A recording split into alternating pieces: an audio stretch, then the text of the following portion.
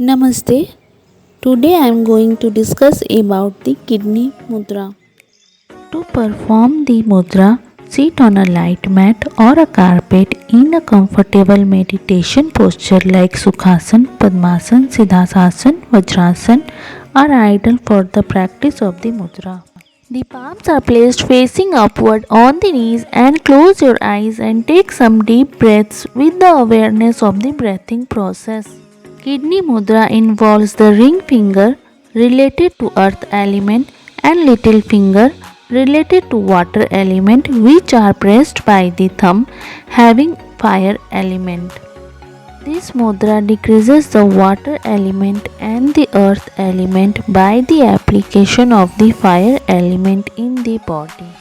Place the tips of the ring and the little fingers at the base of the thumb and let the thumb rest on them with a light pressure.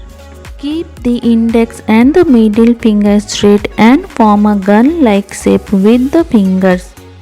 This is called the kidney mudra or the Mutrashay mudra. Practice this mudra for 30 minutes at a stretch every day or for 15 minutes 3 times a day.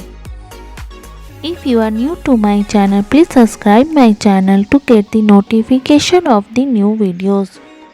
Now talk about the benefits of the kidney mudra. Kidney mudra opposes the formation of kidney stones in the body. It also provides relief from excessive urination and infection related to the urinary tract respectively. This mudra is provided to be helpful in throat pain and phlegm formation. The problem of running nose and watering of eyes is cured. This mudra helps in curing loose motion immediately. This mudra improves immune system. It calms the mind and control anger and relieves from stress and anxiety.